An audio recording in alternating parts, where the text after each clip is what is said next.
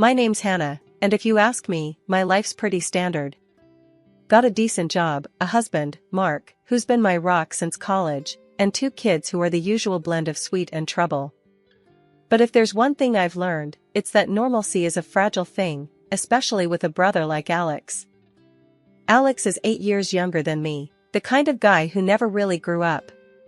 Jobs, girlfriends, you name it, he changes them like he's flipping channels on TV. And yeah, he's got this habit of hitting up me or mom whenever his wallet's feeling too light, which is always. So, there we were, at mom's for our usual Sunday dinner. The house smelled like roast and the kids were running around, when the door slammed open like it's trying to break free. In strolls Alex, with this girl on his arm, looking like she just walked off a beach rather than into a family gathering. Her dress was so short, I swear Mark did a double take, nearly choked on his tea.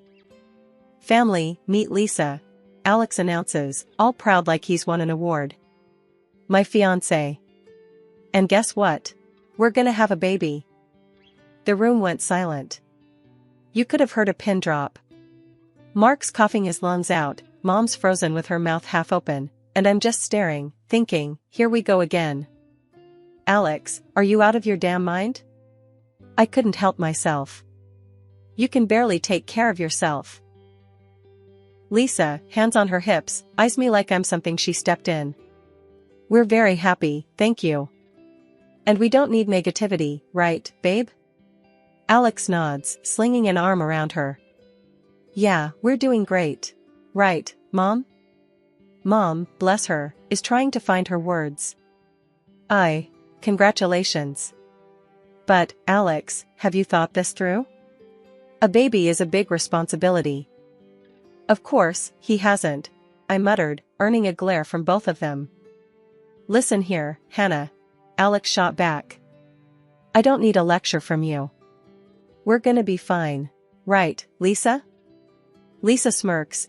Absolutely. And we'll need a bit of help, obviously.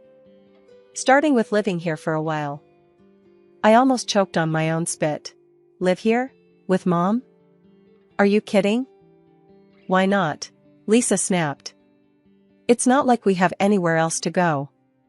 And it's not forever, just until Alex finds a new job. And when will that be? I couldn't stop the sarcasm. You planning on hitting the job hunt hard between gaming sessions, Alex? He just shrugged, all casual like. I'll figure it out. I always do. Mom finally spoke up, trying to smooth things over. Well, we'll make do. We always do. Right, Hannah? I looked at her, at the resignation in her eyes, and my heart sank. Yeah, Mom. We always do. Dinner was tense after that. Mark kept giving me these looks, like he was bracing for the storm he knew was coming. And me? I was just trying to wrap my head around the circus my life was about to become. After dinner, with the kids in bed and Mark helping Mom with the dishes, I cornered Alex in the living room. You can't keep doing this, you know. Dumping your problems on Mom on me. It's not fair. Alex, lounging like he owned the place, just shrugged. What do you want me to say, Hannah? Life's tough. I'm doing my best. Your best? I was fuming. Dragging a pregnant girl into this mess? Expecting everyone else to pick up your slack? Hey, Lisa yelled from the kitchen. Watch how you talk about us. I took a deep breath, counting to 10 in my head. Arguing wasn't going to solve anything. Not with Alex. Not now. Just, try to think about someone other than yourself for once, I finally said, more tired than angry.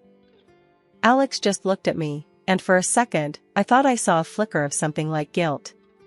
But then he smiled, that carefree, reckless smile that always spelled trouble. We'll manage, sis. We always do.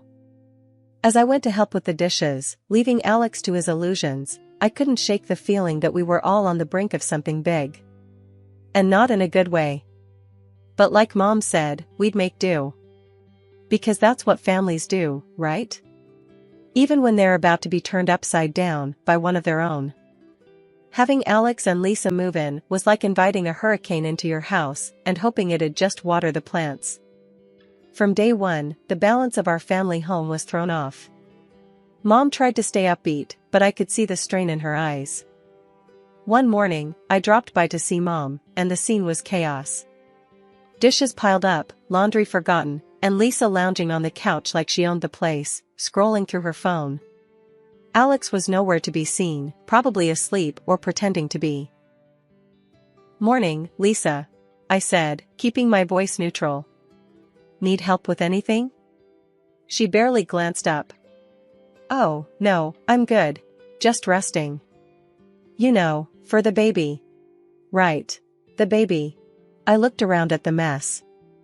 "And Alex?" She shrugged. "Asleep, maybe?" "I don't keep tabs on him." "Of course not. Why start now?" I sighed and started picking up. Mom came in, her smile a bit too forced. "Hannah, you don't have to do that." "I don't mind, Mom. Can't have you dealing with all this alone." Lisa watched us, not moving an inch. "You're so good to your mom," she said, and I couldn't tell if she was being sarcastic. "Someone's got to be," I muttered, throwing a glance her way. She just smiled, unfazed. Later, I caught Alex in the kitchen, raiding the fridge. "Nice of you to join the living," I snapped. "Your fiancée's made herself right at home." He grabbed a soda, not looking at me. "Yeah, well, she's pregnant. Needs to rest." "And you? What's your excuse?" He leaned against the counter, all casual-like. "I'm looking for work, alright? It's not easy out there." Could have fooled me. "Seems like your full-time job is avoiding responsibility." He rolled his eyes, cracking open his soda. "Why you always gotta be on my case, Hannah?" "I'm handling it." "By handling, you mean letting Mom clean up after you too?" He didn't have an answer to that. Just sipped his soda and shrugged. The final straw came when Lisa announced they wanted a small wedding at the house. "Nothing fancy," she said, laying out plans that sounded anything but. "Just something memorable." I looked at Mom, who was trying to hide her worry. "And how do you plan to pay for this small wedding?" Alex jumped in. "We thought Mom could help, you know, as a gift." I laughed. It was that or scream. "You're joking, right? You want more from her?" Lisa stood up, hands on her hips. "It's not like we're asking for much. Just a little help." "A little help?" I was fuming now. "You've done nothing but take since you got here. Mom's on a fixed income and you're planning a wedding like she's made of money." Alex tried to intervene. "Hannah, come on, it's just..." "No, Alex. Enough is enough. You two need to start taking responsibility for your own lives. Mom's not your personal ATM." Lisa's face went red, and for a moment, I thought she'd yell. But she just scoffed. "Fine. We'll figure it out ourselves." "Yeah," I said. "You do that." Walking out, I told Mom, "Don't let them bully you into paying for anything. It's time they learned the value of money." Mom nodded, but I could see the conflict in her eyes. She wanted to help Alex, but knew it wasn't helping in the long run. That night, Mark and I talked it over. "You can't keep fighting their battles, Hannah," he said, and I knew he was right. But it wasn't just about fighting battles, it was about protecting Mom from being taken advantage of. The next day, I made it clear to Alex and Lisa. "You're adults. It's time to act like it. No more handouts. You want a wedding, a life, you work for it." Their response was a mix of shock and anger, but I stood firm. This was the wake-up call they needed, whether they appreciated it or not. The addition of a new family member should have been a joyous occasion, and in a way, it was. Lisa gave birth to a beautiful boy, a bundle of joy that brought a rare smile to everyone's faces, especially Mom's. She was over the moon, completely taken with her new grandson. But the joy was a double-edged sword. It was Mom, not Alex or Lisa, who ended up doing most of the caring for the little one. Watching her juggle her grandson alongside everything else was both heartwarming and heartbreaking. Alex and Lisa's approach to parenting was, let's just say, hands off. While Mom cooed and cuddled the baby, Alex was glued to his computer screen, and Lisa was out more often than not, treating them all like her personal playground. The contrast couldn't have been starker. Life at Mom's had spiraled into a daily soap opera, minus the scripted resolution at the end of each episode. On one of my visits, I caught Mom poring over a pile of receipts that could easily be mistaken for a novel, with expenses that made my eyes water. Designer outfits, jewelry, luxury items that screamed extravagance from miles away. And there was Alex, ensconced in his virtual world, oblivious to the real one crumbling around him, his newborn son a mere background to his gaming adventures. Alex, isn't it about time you hit pause and maybe, I don't know, looked for a job? My attempt at lightheartedness did nothing to pierce his focus. He grunted something unintelligible, not once tearing his gaze from the screen. Working on it, he mumbled, the same old song and dance. And Lisa? This, I gestured to the mountain of receipts, isn't exactly helping. He shrugged, a gesture that conveyed a universe of indifference. I rounded on Mom. How can you just sit by and watch them drain you like this? Mom sighed, a sound so heavy it seemed to carry the weight of the world. It's only money, Hannah. I can't lose my grandson over it. That's when Lisa waltzed in, arms laden with shopping bags, a triumphant grin plastered across her face. Nothing like a little retail therapy, she announced, dropping her spoils on the table as if she'd returned from a successful hunt. Therapy? More like grand larceny. Mom can't keep this up, Lisa. Her eyes narrowed to slits, her voice cold and sharp as ice. Perhaps we should just leave, then. Let's see how often Mom gets to see her grandson after that. The threat hung in the air, a toxic cloud that threatened to choke us all. I looked to Mom for a sign of outrage, but she met my gaze with a resigned shake of her head, a silent plea to drop it. Later, in the sanctuary of the kitchen, I tried again. You can't let them use you like this, Mom. It's not right. She continued her tea ritual, a calming contrast to the storm brewing in my chest. I know, dear. But what choice do I have? That's my grandson. There has to be a line, Mom. They're walking all over you. She handed me a cup of tea, her eyes locking onto mine with an intensity one rarely saw. I'll handle it, Hannah. Trust me, I've got this under control. Control? The word tasted bitter. Seems more like they're controlling you. She patted my hand, a gesture meant to soothe. Just trust me, dear. As I left, the image of Alex lost in another world while Lisa admired her latest shiny trinket, not at me. Mom might think she had a handle on things, but from where I stood, it looked like we were all being dragged down by their weight. The trouble started when Mom got sick out of nowhere. One day she was fine, the next, she was rushed to the hospital with what turned out to be a serious condition. I was there in a heartbeat, barely had time to grab my purse before I was out the door. The hospital became my second home, sitting by her bed, holding her hand, and praying she'd pull through.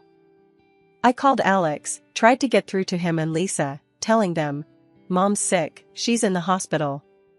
You need to come, now. But all I got back were excuses. We're a bit tied up right now, Hannah. You know how it is, Alex would say, or Lisa would chime in with, we've got plans already. Can't just drop everything. Plans. Right. Their social calendar was apparently more important than their sick mother lying in a hospital bed. I couldn't believe it. Couldn't understand how they could just carry on with their lives, partying and living it up, while Mom was fighting for hers. I was running on fumes, between my job, the kids, and now this. But I didn't have the luxury of being tied up or having plans. Mom needed me, so that's where I was. Every day, hoping for some improvement, for her to wake up and tell me everything would be okay. 2 months of this hell, and then, just as sudden as she fell ill, she was gone. I was there, holding her hand, telling her I loved her, that I'd look after everything, not to worry. And where were Alex and Lisa? Out. Living their life without a care in the world, not even bothering to see if Mom, or their son for that matter, needed them. The funeral was a blur of faces, condolences, and the overwhelming feeling of loss. But Lisa, in her barely there black dress, managed to stand out, drawing disapproving looks and whispers from everyone. Alex was just as detached, showing no sign of grief, almost as if he was relieved it was all over. The day after, I went to Mom's house, needing to feel her presence, but I was met with Lisa's sneering face. "Looking for something, Hannah?" she mocked, blocking the doorway. "I need to get some of Mom's things," I said, trying to keep my voice steady. "Oh, I think you're mistaken. This is our house now. You have no business here," she replied, smirking. Alex came up behind her, a smug look on his face. "Yeah, Hannah, Mom changed her will. Everything's ours now. Maybe you should have spent less time at the hospital and more time securing your inheritance." I was speechless, anger and disbelief swirling inside me. "You can't be serious. Mom wouldn't do that." He shrugged, enjoying every moment of my distress. "Believe what you want. But you're not welcome here." Lisa laughed, enjoying the spectacle. "Guess you should have been nicer to us, huh?" Their cruelty hit me hard, but I wasn't about to show them how much. "We'll see what the notary says about this," I managed to say, my voice cold.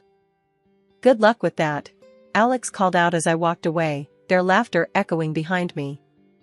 A week after the whole funeral drama, we all ended up in the notary's office, a place I never thought I'd be fighting a family battle.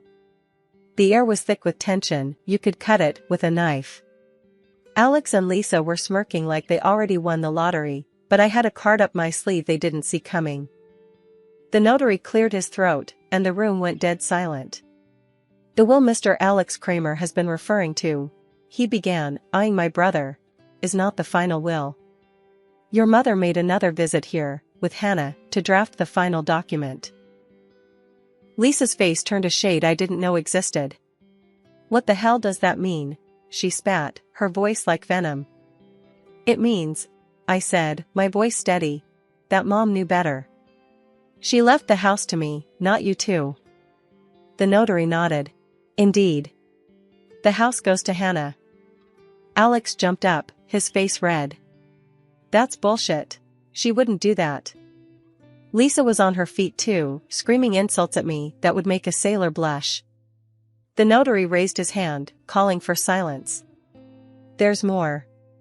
If it's found that there was any pressure applied to change the will, legal actions could be taken." Alex, still fuming, shot back, "I'm her son too. I deserve half of everything." The notary, unfazed, pulled out another document. "Your mother anticipated such a claim. Hence, she divided her money into 2 equal parts. However," he paused, looking directly at Alex, "she deducted from your share all the money you and your wife have received during your marriage." You could hear a pin drop. "How much is left then?" Alex's voice was barely a whisper. $10,000, the notary replied. Lisa's scream could probably be heard a mile away. 10,000? That's it? I couldn't help but feel a mix of sadness and relief. Mom had seen through their greed. "Seems like Mom knew what she was doing," I said, more to myself than anyone else. Alex and Lisa were in shock, their dreams of easy money shattered in an instant. The notary suggested they leave before things got uglier, and they did, but not before throwing a few more choice words my way. After the showdown at the notary, things escalated pretty quick. Alex and his wife, Lisa, were set on clinging to Mom's house like they owned the place. It was a mess, a proper circus show, until it got so heated that I had no choice but to call the cops. Never thought I'd see the day where I'd have to drag police into family drama, but there we were. When they finally left, under the watchful eyes of the police, the air in the house felt different, heavier somehow. Mark and I started the grim task of taking inventory, noting the gaps where things used to be. It was clear as day, they'd been selling off Mom's things. My heart sank. How could they? I was livid, ready to drag them through the courts. I can't believe this, Mark. They've stolen from us, from Mom. We should sue them for everything they've got left. Mark, ever the voice of reason, put a hand on my shoulder. Hannah, I know you're angry, and you have every right to be. But think about it. Maybe, just maybe, they'll use that money for something good. For the kid. His words hit me harder than I expected. It was a slim hope, clinging to the idea that maybe, just maybe, they'd finally start acting like responsible adults for their child's sake. It didn't make what they did right, but it gave me a sliver of hope that maybe the cycle would break with their son. Deep down, I knew Mark was right. Pursuing them legally would just drag us all through more mud, and for what? The chance at a few dollars and more heartache? No, it was time to let go, to move forward and focus on healing, on building something better from the wreckage they left behind. So, I let it go, not for them, but for me, for us. It was time to close this chapter and start anew, with the hope that maybe, just maybe, they'd find their way. Months rolled by in silence, a welcome break from the chaos that had enveloped our lives. But peace has a way of being fleeting. Word got to me that Alex and Lisa had sunk further, living in some rundown apartment, scraping by. Alex was jumping from one odd job to the next, and Lisa? She was chasing after rich men, leaving their little boy, my nephew, pretty much on his own. Hearing that, it felt like a punch to the gut. That kid deserved better, so much better than what those two could ever offer him. I started gathering the paperwork, the legal documents needed to strip them of their parental rights. It was a heavy decision, but every fiber of my being told me it was the right one. That boy needed a real family, stability, and I was determined to give it to him. When I finally approached Alex and Lisa with the idea, bracing for a fight, their reaction took me by surprise. They were indifferent. Almost relieved to be rid of the responsibility. "You sure about this, Hannah?" Alex asked, no hint of the brother I once knew in his eyes. "You know, taking on a kid is a lot." I couldn't hide my disgust, my disappointment. "He's your son, Alex. Doesn't that mean anything to you?" Lisa, ever the opportunist, chimed in with a shrug. "If you think you can give him a better life, then why not? We've got our own lives to figure out." Their casual dismissal of their flesh and blood boiled my blood, but I swallowed the anger. This was about him, not them. "Yeah, I'm sure. More than you've ever been about anything. He'll be loved and cared for. That's more than what you've ever offered him." The paperwork was straightforward, their signatures quick and emotionless. As I walked away, documents in hand, it was a bittersweet victory. That little boy was going to have a chance now, a real family with me and Mark. It's been a stretch of quiet months, a silence from Alex and Lisa that spoke volumes. They'd vanished off the grid, no calls answered, no trace of them at their last known spot. I've toyed with the idea of getting the authorities involved, wondering if a missing poster is the next step. Meanwhile, our home's been filled with a different kind of noise, the joyful chaos of kids and their boundless energy. Our little nephew, now effectively my third child, has settled in as if he's always been here. My kids, bless them, have taken to him like ducks to water, showering him with the kind of love and attention that's both heartwarming and a tad overwhelming. "We're gonna build the biggest fort this living room has ever seen," declares my eldest, rallying the troops with a sparkle in her eyes that could outshine the sun. The little one, barely understanding but eager all the same, claps his hands with glee, a toothy grin plastered across his face. "Fort, fort," he echoes, stumbling over the words, but clear in his enthusiasm. Mark and we've moved into Mom's old house, a sprawling place that seemed too vast once, but now feels just right. There's a room for every mood, a space for every laughter, and a corner for every whispered secret. It's become a home in the truest sense, filled with memories we're making fresh each day. "I never thought we'd fill this place up," I muse aloud one evening, watching the kids turn the living room into a labyrinth of cushions and blankets. Mark wraps an arm around me, pulling me close. We always had the space, just needed the right people to fill it. And he's right. This house, once echoing with the past, now thrums with the present and whispers promises of the future. As for Alex and Lisa, their absence is a void, but not one that sucks the life out of us. If anything, it's given us a clarity, a purpose.